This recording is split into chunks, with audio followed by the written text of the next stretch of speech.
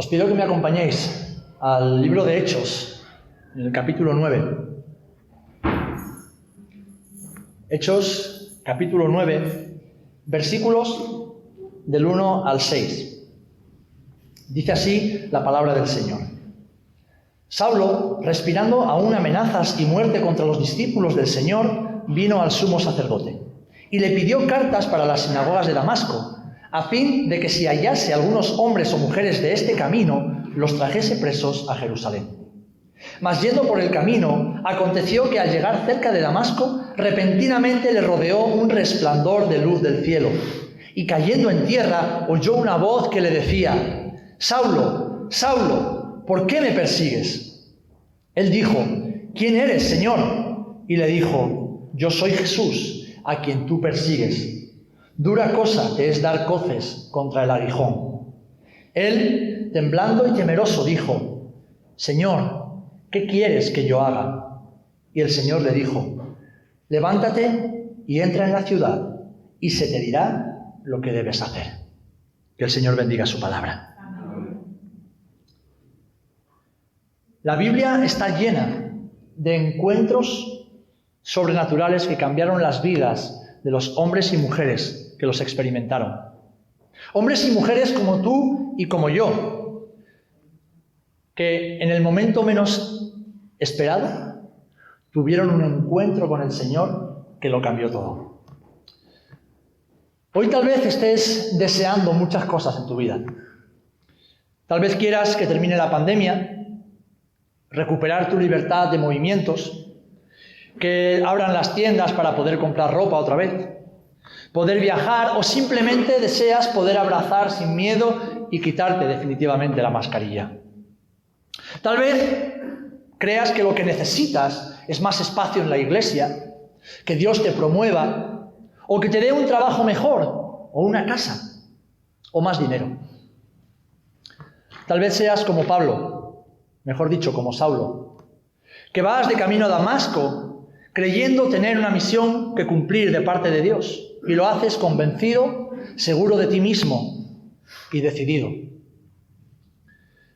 Pero hermanos y hermanas, como le pasó a Saulo, lo que tú y yo necesitamos no es nada de esto que acabo de mencionar. Lo que tú y yo necesitamos es tener un encuentro sobrenatural con el Dios sobrenatural. ¿Amén? Un encuentro sobrenatural con el Dios sobrenatural. Fue lo que le pasó a Pablo. Fue lo que le sucedió a este hombre, que iba convencido y lleno de sí mismo, seguro de sí mismo, a cumplir, según él, la misión de Dios. ¿Y por qué digo que no necesitamos todo esto que yo he mencionado y otras cosas más? Y es porque muchos de nosotros, si no todos, tenemos anhelos que no son tan necesarios. Todos tenemos y albergamos en nuestro corazón anhelos no tan necesarios para nosotros.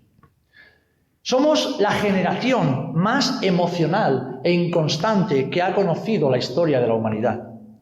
Hoy, en esta generación, todo se filtra a través de las emociones y de los sentimientos. Y es cierto que Dios nos creó como seres emocionales, para disfrutar de esas emociones. Pero por culpa del pecado, nuestras emociones han sido corrompidas y nos alejan todo el tiempo de lo verdaderamente importante y necesario para nosotros. De hecho, Proverbios 3:5 nos lo recuerda de esta manera. Fíate del Señor de todo tu corazón y no te apoyes en tu propia prudencia. En otras palabras, en el lenguaje actual, no te fíes tanto de lo que piensas, de lo que crees o de lo que sientes, o de cómo te sientes. No te fíes. Más bien, mejor, fíate de Dios y haz lo que Él te diga. Amén. Pues como decía Jeremías, engañoso es el corazón más que todas las cosas y perverso. ¿Quién conocerá el corazón del hombre? Hermanos, hermanas, vivimos en una sociedad que promueve y alimenta el emocionalismo y la inmadurez, y manipulándonos y haciéndonos desear aquello que no necesitamos para luego mantenernos en un estado de constante necesidad y ansiedad emocional. Estamos en la época de la historia humana donde más millones de personas consumen ansiolíticos, medicinas para calmar la ansiedad, y entre ellos muchos creyentes. Esta sociedad quiere engañarnos y mantenernos ciegos para que confundamos el sentimentalismo, el romanticismo, las emociones con la espiritualidad. Y son dos cosas muy distintas. Quiere hacernos creer que lo que más necesitamos en este momento es estar con gente, es pasarlo bien, es vivir motivados y entretenidos, es disfrutar del reconocimiento y la posición social que este mundo demanda, es disfrutar de una buena economía, de no tener problemas, de disfrutar de la vida. Este mundo nos ofrece todo eso como la respuesta a nuestra necesidad. Y nos engaña, esta cultura que vivimos hoy, nos engaña para que busquemos la paz, para que busquemos la seguridad, el sentido de propósito y la identidad que solamente Dios nos puede dar y que lo busquemos fuera de Dios. Nos sucede, tristemente creo que a veces nos sucede como le pasaba al pueblo de Israel. Jeremías 2:13 dice así: porque dos males ha hecho mi pueblo, me dejaron a mí, fuente de agua viva, y cavaron para sí cisternas rotas que no retienen el agua. Hermanos, muchas veces buscamos fuera de Dios aquello que solo Dios nos puede dar. En una época como la actual, una época de perversión moral, de confusión y desesperanza, donde reina el imperio de los sentidos y la razón de la sinrazón de una ideología líquida, ultramoderna, donde cada uno puede pensar lo que le dé la gana y está bien, nadie le puede decir nada. Debemos abrir nuestros ojos, mis amados, y reconocer que solo un Dios sobrenatural puede salvarnos de la corriente de este siglo malvado y perverso. Solo un Dios sobrenatural puede hacerlo. Y ese Dios es el buen Padre que esta mañana nos ha recordado que nos ama. Que nos ama. Pero como nos ama, es un buen Padre que no nos da todo lo que le pedimos. Es un buen Padre que nos da exactamente lo que necesitamos. ¿Amén? No te enfades con Dios cuando no te da lo que le pides. Te está ahorrando mucho sufrimiento y fracaso. Dale gracias a Dios porque te da exactamente lo que necesitas. ¿Amén? Y tú y yo, lo que ahora necesitamos es lo que Saulo se encontró. Un encuentro sobrenatural con el Dios sobrenatural. ¿Amén? Si queremos ser libres de este siglo, de esta cultura malvada y perversa que se ha inculcado y se ha arraigado en nuestros corazones y en nuestra forma de pensar, necesitamos un encuentro sobrenatural con el Dios sobrenatural. Ahora bien, ¿cómo te imaginas ese encuentro con Dios? Tal vez piensas en Abraham cayendo en un profundo sueño, viendo a Dios en forma de antorcha de fuego, atravesando por en medio de los animales que habían sido sacrificados, que vemos en Génesis 15. O piensas en Jacob, luchando con el varón hasta rayar el alba, en Génesis 32. O tal vez vas a Éxodo 3 y te piensas que un encuentro con Dios es como estar delante de una zarza ardiendo, como le pasó a Moisés. O, como nos decía el hermano, estamos ahí en una cueva encerrados, como Gedeón, y entonces el Señor se nos aparece. Vemos en Jueces capítulo 6. Quizás tu idea del encuentro con Dios es como Isaías, derrumbado, temeroso, ante el trono celestial del Señor, viéndose impuro e indigno. O tal vez estás pensando en Daniel, sin fuerzas, derrotado junto al río de Babilonia. ¿Qué es lo que piensas que Dios quiere hacer en tu vida? ¿Y cómo va a ser ese encuentro? Lo hemos leído. ¿Cómo fue el encuentro de Saulo? ¿Quién se le apareció a Saulo de Tarso? Se le apareció Jesús. Sí, Jesús. El Mesías resucitado. Jesús, el alfa y la omega, el primero y el último, el creador de todas las cosas, se le apareció a Saulo. El Dios eterno, el admirable, el consejero, el príncipe de paz, fue el que se le apareció a Saulo. Jesús, el deseado de todas las naciones, fue el que le salió al encuentro a Saulo en el camino a Damasco. Jesús, el amigo de los pecadores, el que cenaba junto a ladrones, junto a prostitutas, el que se dejaba tocar por los leprosos, por los enfermos, por los desarraigados de la sociedad, el que vino a vivir a esta tierra dejando su gloria para reconciliar a la humanidad perdida con el Padre por medio de su sacrificio en la cruz y nuestro arrepentimiento y fe. Ese fue el Jesús que se le apareció a Pablo. Ese Jesús, ¿se te ha aparecido alguna vez a ti en la vida? ¿Has tenido alguna vez un encuentro con ese Jesús? ¿O sencillamente has dejado de ser católico u otra cosa para venir a ser evangélico? ¿O es que yo he nacido aquí? ¿O es que esto me gusta más que lo otro? ¿Has tenido tú ese encuentro sobrenatural con el Dios de la vida?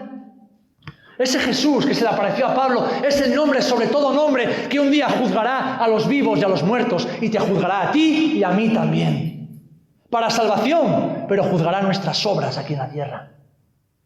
Ese Jesús es el que volverá a buscar a su iglesia para después establecer su reino universal sobre las naciones. Es el Rey de Reyes y Señor de Señores que reina sobre todo el universo. Ese es el Jesús que se le apareció a Saulo. ¿Sabéis? El encuentro de Saulo con Jesús fue un encuentro sobrenatural, fue un encuentro inesperado y fue un encuentro transformador. ¿Por qué? Porque es lo que Saulo necesitaba, ser transformado por Jesús. Y tú y yo, hoy día, no necesitamos otro coche, ni una casa mejor, ni más dinero, ni un mejor trabajo, ni un reconocimiento social, ni que Dios nos use más o menos aquí o allá. Tú y yo necesitamos en este día ser transformados por Jesús. Amén. Es lo que más necesitamos. Desesperadamente necesitamos encontrarnos con Jesús cara a cara y que siga transformando nuestras vidas.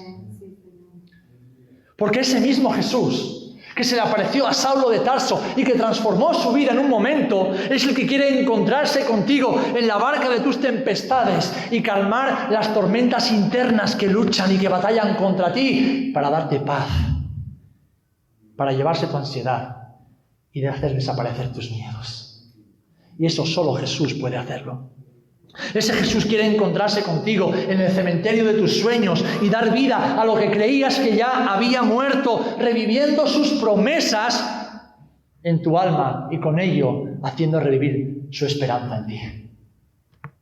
Ese Jesús quiere encontrarse en medio de tu flujo inagotable, ese flujo que te hace desangrarte emocionalmente, espiritualmente, y quiere cortar la hemorragia que desangra tu vida espiritual. Ese Jesús quiere encontrarse contigo cuando los demonios de tu pasado te recuerdan lo que eras, lo que hacías y te acusan. Y Jesús está esperándote para encontrarse contigo y decirte, tu pasado ya no existe porque has sido redimido. Y fue mi sangre la que te limpió y te ha hecho acepta y acepto delante del Padre. Ese Jesús quiere encontrarse contigo para decirte, escucha bien, para decirte que sus planes son mucho mejores que tus planes. Para decirte que su voluntad es mucho mejor que tu voluntad. Que su idea para tu vida es mucho mejor que tu idea para tu propia vida. Ese Jesús quiere encontrarse contigo para recordarte que has sido llamado a un propósito mucho mayor de lo que estás viviendo ahora y que no debes conformarte a una vida mediocre y sin el poder del Espíritu Santo. Así que, mis amados hermanos y hermanas, lo que tú y yo necesitamos no es lo que creemos necesitar. Lo que tú y yo necesitamos es un encuentro sobrenatural con el Dios sobrenatural. ¿Amén? Amén. ¿Tenéis cara de miedo, cara de susto?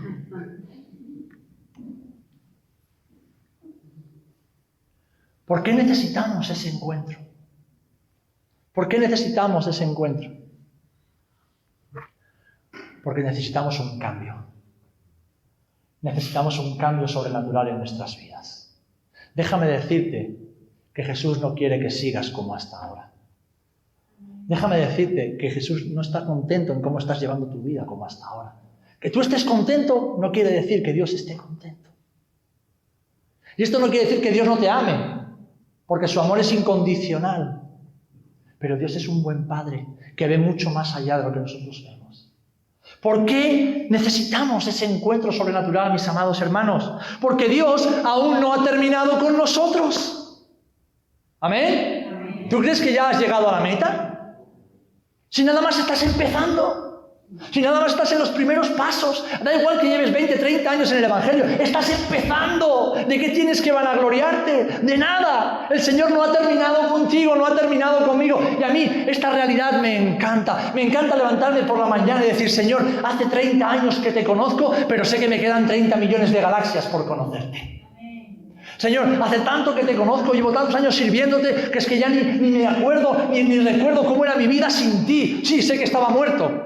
Pero es tan intensa mi relación contigo. Pero saben, nada más que pongo los pies en el suelo levantándome de la cama, esto empieza a funcionar. Y el pecado empieza a actuar. Esto empieza a dar vueltas. Y entonces las intenciones engañosas del corazón empiezan a actuar. Y digo, Señor, necesito un cambio. Necesito una transformación. Necesito ser ese hombre que tú has diseñado. Yo lo necesito, tú lo quieres y este mundo está esperando por ello. Y eso es lo que tú necesitas. Porque Dios no ha terminado contigo. Su propósito en ti aún no se ha completado y quiere seguir transformándote a la imagen de Jesús. ¿Amén? Hermano, hermana, debes reconocer que hay demasiadas áreas de tu vida que no reflejan a Jesús y que impiden el fruto abundante en tu vida. Hay muchas hojas y ramas en ti que sí, aparentemente, externamente te hacen lucir frondoso, bonito y hasta espiritual, pero son hojas y ramas que no dan fruto como la higuera que Jesús maldijo, porque están robando la savia de la vida de Dios en ti, haciéndote aparentar lo que no eres y desviándote del propósito de Dios para tu vida. ¿Por qué? Porque este mundo, esta cultura, nos lleva a eso, a aparentar, a mostrar. A querer mostrar algo que no somos, a querer alcanzar un cierto estándar, no, una cierta estatura. Y lo que tú y yo debemos aspirar es alcanzar la estatura de Jesucristo, el varón perfecto, y nada más. Y eso este mundo no lo valora, eso este mundo no lo aprecia, a este mundo eso le ofende, pero eso al que tú y yo hemos sido llamados. Hermanos, hermanas, necesitamos un encuentro sobrenatural que derribe todos nuestros ídolos. Hay ídolos en tu corazón. Hay ídolos, hay amos, hay señores en tu vida que todavía tienen señorío sobre tu vida, sobre mi vida. Y Jesús quiere derribarlos. ¿Cuántos quieren ser transformados por el Señor? Pues necesitas un encuentro con Él. ¿Sabes? No somos transformados estudiando muchos libros. Tampoco somos transformados profundizando en los principios fundamentales de la teología, ni escuchando muchas predicaciones. No somos transformados haciendo muchas cosas para Dios. Todo eso es bueno y es necesario. Pero no hay mayor teólogo que Pablo. No hay mayor teólogo que haya dado la historia de la humanidad que el apóstol Pablo. Y lo que a Pablo le transformó fue encontrarse cara a cara con Jesús. Lo que a Pablo le cambió de dentro hacia afuera y totalmente fue ver quién era Jesús y verse confrontado con esa gloria. Hermano, hermana, si quieres ser transformado por el Maestro, necesitas urgentemente y desesperadamente un encuentro con el Maestro. Porque el Señor quiere seguir dándote vida y para ello el Señor debe hacer morir en ti lo que te roba la vida. Hay muchas cosas que están robando la vida de Jesús en ti. Hay muchas grietas, hay muchos agujeros que tú ni siquiera ves. Los demás sí las vemos. Pero tú no eres capaz de verlo porque estás metido ahí en tu historia. Pero el Señor quiere cerrar esas grietas, sellar esas grietas, para que todo lo que Él te dé no se pierda, se guarde y dé fruto. Ese es el encuentro que tuvieron Saulo, pero es el encuentro que tuvo Abraham, que no se llamaba Abraham, se llamaba Abram. Y Dios le puso Abraham. Saulo dejó de ser Saulo, se convirtió en Pablo. Jacob dejó de ser Jacob, se convirtió en Israel. Gedeón dejó de ser Gedeón, se convirtió en Jerobal, el que derriba a los ídolos. Y así sucesivamente. Sarai dejó de ser Sarai, se convirtió en Sara. Porque Dios es un Dios que cuando se encuentra con uno de sus hijos, no solamente les da su verdadera identidad, sino que además les transforma y transforma su identidad. Pero para eso es necesario un encuentro transformador y sobrenatural con el Señor.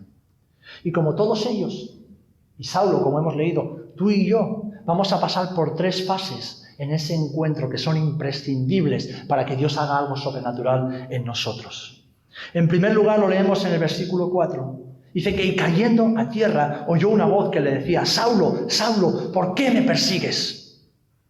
Saben, muchos falsos predicadores a lo largo de la historia, y hoy más que nunca, presentan a un Jesús blando, a un Jesús romántico, a un Jesús que lo permite todo en nuestras vidas, como un colega de aventuras que justifica todo lo que hacemos y que a quien no le ofenden nuestros pecados.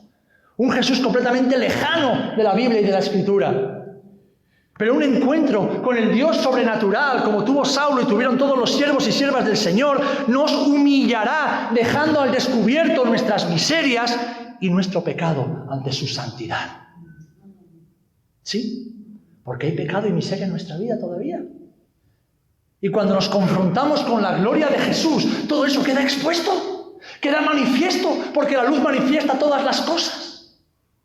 Y nos pasará como le pasó a Pedro. Pedro había caminado con Jesús, le había visto hacer milagros a Jesús, pero de repente un día cansado vuelve después de no haber pescado nada y Jesús le dice: no, Pedro, echa en el otro lado, boga mar adentro y echa en el otro lado. Y Pedro le obedece. Es verdad que Pedro no estaba de acuerdo con Jesús. Le dice: Señor, es que hemos estado toda la noche y no hemos pescado nada, pero en tu palabra yo echaré las redes. Y entonces fueron y echaron las redes y pescaron tanto que es que las redes se rompían y tuvieron que llamar a otros. ¿Y qué hace Pedro? ¡Wow, Jesús, eres un máquina! ¡Eres mi colega! ¡Qué bien que soy tu amigo! ¡No! ¡Señor, apártate de mí! ¡Que soy hombre pecador! Eso es lo que hace un encuentro con Jesús. Nos humilla. Nos hace ver que somos indignos, que estamos sucios. Y entonces es cuando el Señor nos da nuestra verdadera identidad. ¿Qué hizo Jesús? Le cambió la identidad a Pedro. Pedro, no te preocupes. Yo sé que eres indigno, pero yo te doy dignidad. Yo sé que eres impuro, pero yo voy a morir por ti para purificar tus pecados. Ahora, ya no serás un pescador de peces. A partir de ahora, serás un pescador de hombres. Porque cuando tenemos un encuentro con Jesús, ese encuentro, si es real, nos humilla, porque ¿quién podrá permanecer en pie delante de la presencia del Dios vivo? Nadie. Nadie. Nadie. Jesús quiere humillar nuestro corazón para quebrar el orgullo y la altivez que nos estorban en nuestra relación con Él. A ti no te estorban tus hijos, tus hijas, el trabajo, el tiempo, ni la vecina que hace ruido todas las noches. A ti no te estorba eso. Lo que te estorba para relacionarte de una forma sana y correcta con Jesús es tu orgullo, es tu altivez, es tu prepotencia, porque es la mía. Es lo único que nos estorba, nuestro yo. Lo que yo pienso, lo que yo creo, lo que a mí me parece. Y claro, todo eso se manifiesta en horas con el móvil, con las redes sociales, afanándonos en trabajar y hacer cosas para llenar un vacío que solo Dios puede llenar. Llenando nuestros corazones con relaciones, con amistades, con noviazgos que fracasan uno tras otro. Llenando nuestras vidas con basura que este mundo nos ofrece. ¿Y para qué? Para dejarnos engañados y destruidos. El Señor quiere quebrar nuestro orgullo y nuestra altivez, como hizo con Saulo. Saben, Proverbios 30:13 define muy bien a nuestra generación. Cuando dice: hay generación cuyos ojos son altivos y cuyos párpados están levantados en alto. Nosotros somos así. Somos así. Por eso Jesús nos humilla. Nos humilla porque nos ama demasiado como para dejarnos ciegos y duros. ¿Amén? Nos humilla porque nos ama demasiado. Nos ama demasiado. No quiere que sigamos así. No quiere que sigamos tercos. No quiere que sigamos viviendo paralelos a Él. Quiere que vivamos en intimidad con Él. No quiere que lo sigamos de lejos, haciendo parecer que estamos cerca. Quiere que caminemos pegaditos a Él todo el tiempo. Pero para caminar junto a Jesús, nosotros tenemos que morir. El yo tiene que morir. Porque la santidad y la impureza no pueden tener comunión. Y es cierto que hemos sido santificados por su sangre, pero siendo santificados por su sangre, muchas veces nos manchamos con el pecado y con lo que este mundo nos bombardea. El Señor nos ama tanto que quiere destruir todo lo que nos separa de Él. Todo, todo. Y es que un encuentro sobrenatural con Jesús, escucha bien esto, hermano, hermana, un encuentro sobrenatural con el Dios vivo nos hará ver cuán miserables y pecadores somos, como le pasó a Pedro. Y lo somos ante su presencia, hasta caer humillados y reconocer cuánto lo necesitamos. Amén. En segundo lugar, este encuentro con Jesús nos llevará, como vemos en el versículo 5, a decir, ¿quién eres, Señor? Y Jesús se revela. Dice, yo soy Jesús, a quien tú persigues. Tú y yo ya sabemos quién es Jesús, ya lo conocemos. Pero después de estar rostro a tierra, el Señor quiere que hagamos algo. Y es reconocer su señorío. Porque saben, como le pasaba a Saulo antes de ese encuentro, muchos de nosotros vivimos a nuestra manera. Y tenemos que ser honestos, vivimos a nuestra manera. Y le llamamos Señor. Soy cristiano, voy al culto, estudio la Biblia. Pero hacemos como los religiosos, que también eran del pueblo de Israel, que también conocían la Biblia. Y Jesús les decía, ¿pero por qué me llamáis Señor, Señor y no hacéis lo que yo os digo? Muchas veces vivimos de acuerdo con nuestra opinión, con nuestra sabiduría humana, con nuestros deseos, en base a nuestros impulsos. Y despreciamos todo el consejo de Dios y despreciamos a los instrumentos que Dios nos manda a través de personas para instruirnos en el camino del Señor. Somos como Pablo de camino a Damasco, señores de nosotros mismos y de nuestro destino. Por eso, mis amados hermanos, porque no somos mejores que Saulo, necesitamos un encuentro sobrenatural con Jesús. Para que humillados y rostro a tierra, porque es lo que se hace delante del Rey, reconozcamos que Él es el Señor. ¿Amén? ¿Sabes? Él es el Señor. No, Él no es Diosito, ni papaíto, ni papito lindo, ni nuestro coleguita, como muchas veces escuchamos por ahí. No, Él no es eso. Ya no es el siervo sufriente colgado en la cruz del Gólgota. No, Él no es eso. Ahora Él es el Cristo glorioso sentado en el trono a la diestra del Padre en los cielos. Ese es el Jesús que se quiere encontrar contigo en este día. Él es el dueño de todo porque el Padre ha sujetado todo bajo sus pies y Él ha derrotado a todos sus enemigos. Ese es el Jesús que quiere encontrarse con tu vida para que tu vida sea transformada. No es un Jesús pusilánime que lo consiente todo. Porque es el Jesús romántico que nos hemos inventado esta generación para seguir viviendo enredados en el pecado. Yo lo he dicho muchas veces, y no me avergüenzo de decirlo en público. Durante años luchaba con la pornografía, era incapaz de no dejar de consumir pornografía, y tenía esa cosa de decir, Señor, pero ¿cómo voy a salir de aquí? ¿Cómo voy a salir de aquí? Bueno, Dios hizo dos cosas. La primera es hacerme sentir su amor, hacerme sentir amado y aceptado. Y la segunda, hacerme sentir su terror. Todavía recuerdo una vez, hace años, que después de haber consumido pornografía, vino sobre mí una convicción de pecado tan grande, un terror tan grande, que el Señor me dijo, o lo dejas o te mato. Porque Él no quería perder mi alma. O lo dejas o te quito todo lo que te he dicho que te voy a dar. Y me sobrevino un terror tan grande que dije, no, Señor, no, Señor.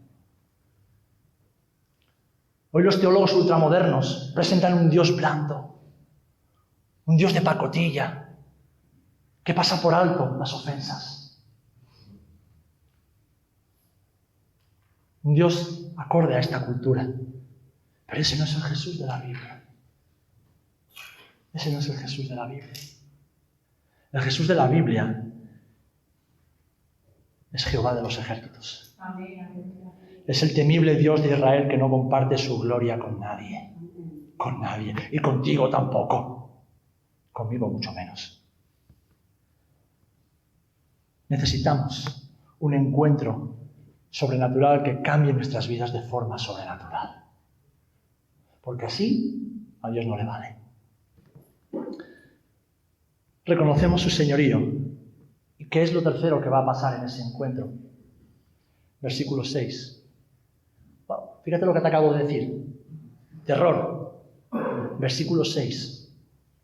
Temblando y temeroso, dijo, ¿qué quieres que yo haga?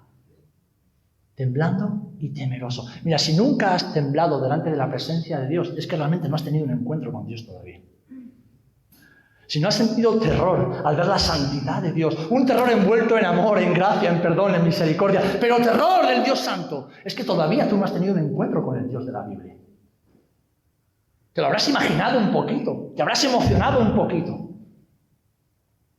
Pero un miserable, una miserable como tú y como yo, ante la presencia santa, pura del Dios de la Biblia, no puede hacer sino temblar.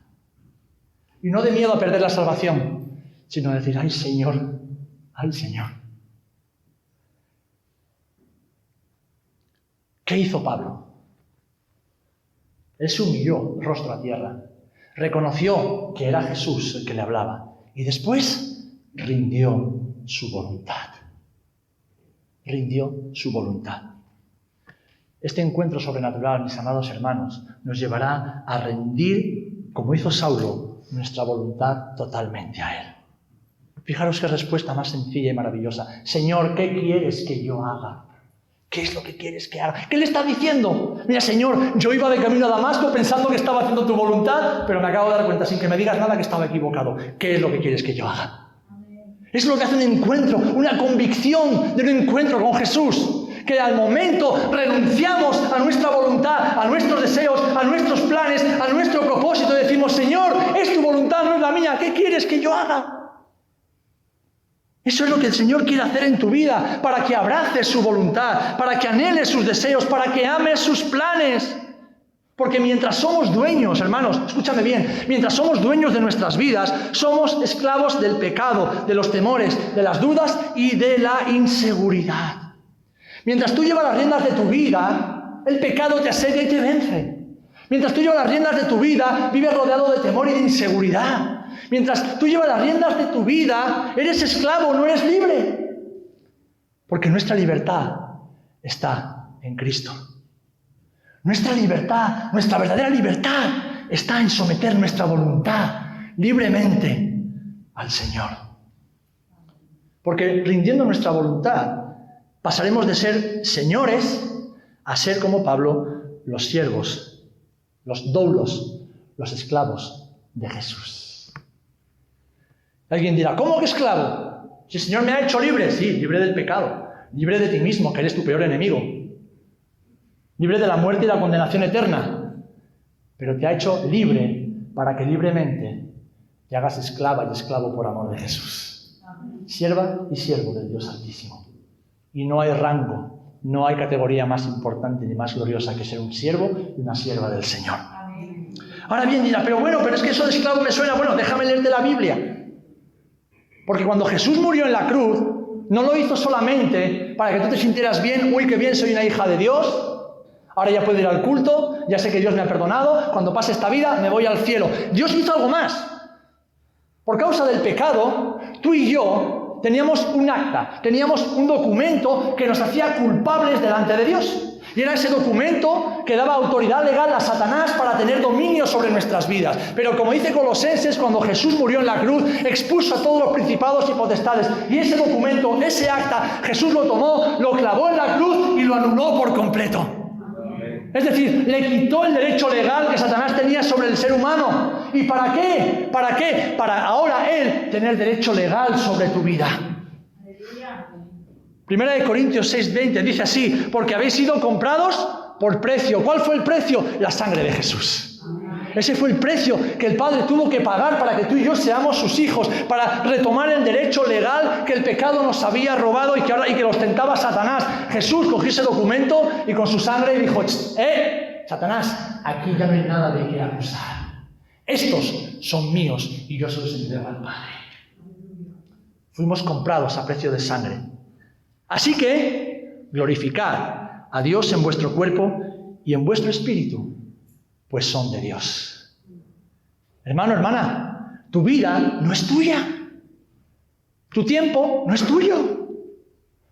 Lo que tú posees no es tuyo. Le pertenece al que lo compró con la sangre de Jesús. ¿Y qué forma hay más maravillosa de glorificar a nuestro Padre que rindiéndole toda nuestra voluntad? La obediencia no es cantar. La obediencia no es hacer buena música, ni siquiera levantar las manos y decir, Señor, yo te adoro, no. La obediencia es adoración. La obediencia es adoración. Y la obediencia es la adoración más pura que Dios espera de uno de sus hijos. Lo tenemos ya en el Antiguo Testamento. ¿Recuerdan cuando Saúl ofreció sacrificio y luego quiso justificarse delante de Samuel? Y Samuel le dice, ¿pero qué has hecho, loco? ¿Qué es lo que demanda el Señor? ¿Demanda sacrificios? ¿Demanda holocaustos? ¡No! Si tus obras y mis obras, dice Isaías, que son como trapos de inmundicia, lo que tú puedes hacer para Dios es como una compresa de mujer manchada de flujo de sangre menstrual. Con eso lo compara la Biblia. ¿Qué miseria le podemos nosotros entregar al Señor? No, lo que le podemos hacer es sencillamente obedecerle, rendir nuestra voluntad y decir, Señor, ¿qué quieres que yo haga cada día y a cada segundo de nuestra vida? Y hasta que tú no llegues a ese punto, Dios seguirá buscando tener un encuentro sobrenatural contigo para quebrar tu orgullo, para quebrar tu soberbia, para quebrar tus miedos, tus inseguridades. Y yo espero que lo hagas antes de que Dios toque lo que más te duele. Antes me compartía Manu algo, que lo quiero compartir porque es algo que lo he visto en la vida de personas y siervos del Señor. Que Dios les avisó y les habló y los exhortó durante tiempo a rendir su vida a Él. Y he visto a pastores perder a sus hijos por su rebeldía, por su obcecación. He visto a pastores perder el ministerio, perder a su familia, perderlo todo por no hacer caso al Señor. Y cuando veo a hombres y mujeres, hermanos y hermanas en la fe, a los cuales amo, vivir de espaldas a Dios, endureciendo su cerviz, oro y digo, Señor, que vayan al encuentro contigo antes de que tú toques algo que les duele. ¿Saben cómo yo he vivido ese trato de Dios en mi vida? Con la enfermedad. Mi mujer lo sabe. Ha habido momentos en mi vida donde iba a tomar una decisión sin consultar al Señor, donde iba a hacer algo por mi propia cuenta y de repente, sin venir a cuento, de la noche a la mañana, caer enfermo. Pero no enfermo de decir, me duele aquí, me duele, no, una fiebre que me iba a explotar la cabeza. Una debilidad que no podía ni salir de la cama durante 1, 2, 3 días y todo lo que mi mujer recuerda una vez hace años. Me ponía paños de agua fría y me dolían las articulaciones como si me las estuviesen quemando con un soplete. Hasta que después de 2 días, al tercer día, entendí que estaba a punto de cometer un error.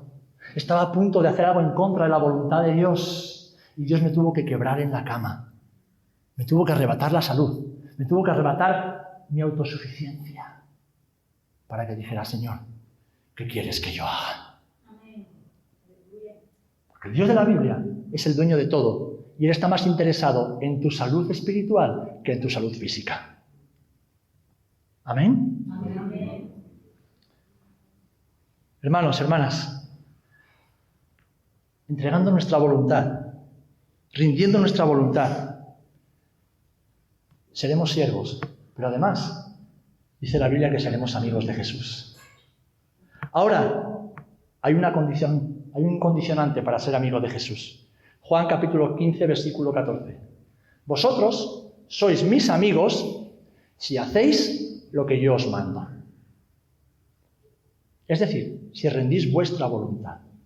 Todos queremos ser como Abraham, el amigo de Dios, ¿verdad? ¿Y qué tuvo que hacer Abraham? Rendir su voluntad. Por eso Pablo pudo decir, mas ya no vivo yo, vive Cristo en mí. Porque no se trata de mí, No se trata del llamado, no se trata de los dones que Dios me ha dado, ni siquiera se trata de toda la teología que yo he adquirido durante años y años de estudio a los pies de Gamaliel, la autoridad rabínica más importante de la época. No se trata de todo eso, es basura, todo eso no vale para nada. Se trata de Jesús y del poder de su fuerza actuando a través de mí. De eso se trata. Rindiendo nuestros anhelos, nuestros sueños, nuestros planes, nuestros deseos, rindiendo nuestros miedos y nuestras inseguridades, nuestros afanes y nuestros temores. Y que podamos decir, como dijo Isaías, Señor, heme aquí, envíame a mí.